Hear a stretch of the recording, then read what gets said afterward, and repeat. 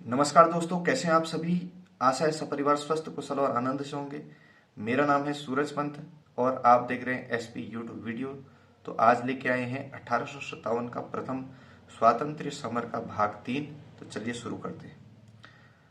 बहादुर शाह की अस्थियां अपनी कब्र से प्रतिशोध का आह्वान कर रही हैं।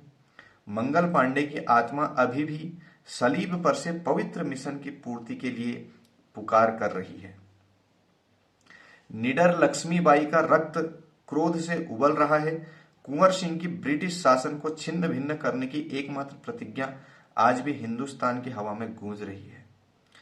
अजीमुल्ला खान और वीर अली शाह के तन से निकली रक्त धाराओं ने इतिहास के पृष्ठों पर अमिट छाप छोड़ी है। क्योंकि जब अपना अपराध स्वीकार करने और युद्ध नीति के रहस्यों को प्रकट करने से इनकार करने पर वीर तात्या टोपे को फांसी के फंदे पर ले जाया जा रहा था, तो फिरंगियों के मुंह पर ही उन्होंने ये पैगंबरी शब्द बोले थे। क्या बोले थे? आज आप मुझे फांसी पर लटका सकते हैं, आप हर दिन मेरे जैसा अन्य लोगों को भी फांसी पर लटका सकते हैं, परंतु मेरे जैसा अन्य लोगों को भी फांसी पर लटका सकते हैं, परंतु मेरे स्थान पर हजारों क्रांतिकारी उत्पन्न होंगे और आपका उद्देश्य कभी पूरा नहीं होगा। हे भारतीय जन, इन शब्दों को पूरा किया जाना चाहिए। ओ हुतात्माओं, हमारे रक्त का प्रतिशोध अवश्य लिया जाएगा। आगे इसमें क्या लिखा है, आइए जानते हैं। प्रकरण 9 है स्वधर्म और स्वराज्य। धर्म साठी मरावे, मरोनी अवध्यांसी मारावे, मारिता मारित ध्यावे, राज्य आपुले।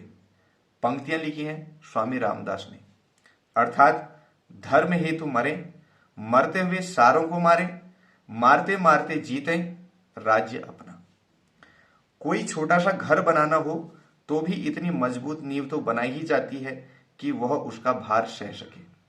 नींव मजबूत और घर का भार संभालने योग्य न हो तो उस नींव पर निर्मित मकान ताश के तंबू से अधिक भव्य व विशाल कभी भी नहीं माना जा सकता।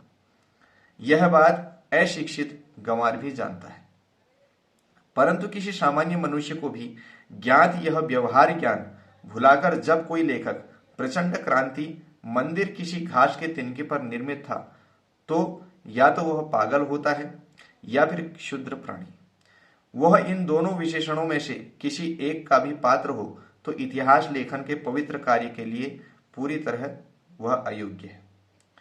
बड़ी बड़ी धर्म क्रांतियों या राज्य क्रांतिकारियों के सतही स्वरूप में विहिप असंबंधता या असमानता की निरंतरता उन क्रांतियों के मूल तत्व को समझे बिना कभी भी समझ में नहीं आ सकती है।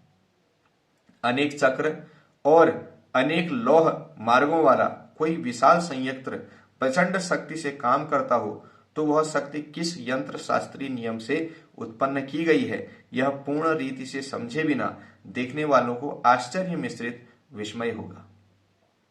उसे ज्ञान से प्राप्त समझ या बूझ कभी नहीं कहा जा सकता। फ्रांस की राज्य क्रांति या हॉलैंड की धर्म क्रांति जैसी अद्भुत घटनाएं जब पाठकों एवं लेखकों को अपनी भव्यता से चकित करती हैं, तब उनकी उस भव्यता में हक्का बक्का होकर पाठक की दृष्टि और लेखक की लेखनी भी उसके मूल शक्ति स्रोत को देखने दर्शाने की हिम्मत नहीं कर पाती है। परंतु उस मूल शक्ति को जाने बिना उस क्रांति का वास्तविक रहस्य कभी भी उसके समक्ष नहीं आता है। अतः इतिहास शास्त्र में वर्णन से अधिक अमूल स्तोत्र को दर्शाने की अधिक महत्वपूर्ण माना गया है। यह मूल स्तोत्र दर्शाते हुए बहुत बार इतिहास लेखक और एक चूक कर देते हैं। प्रत्येक कार्य में कुछ प्रत्यक्ष, कुछ अप्रत्यक्ष, कुछ विशिष्ट, कुछ सामान्य, कुछ आकस्मिक और कुछ प्रधान कारण निहित होते ही हैं, और उनका वर्गीकरण करने में ही इतिहास लेखक का वास्तविक कौशल होता है। परंतु कुछ इतिहासकार यहां भ्रमित होकर इस वर्गीकरण में आकस्मिक कारणों को प्रधान कारण का स्वरूप दे देते हैं। किसी घर को आग लगने पर उस आग को लगाने वाले व्यक्ति को छोड़कर उसके हाथ की माचिस की तिल्ली पर सारा आरोप लादने वाले मूर्ख न्यायाधीश की तरह वह इतिहासकार भी हास्यास्पद हो जाता है।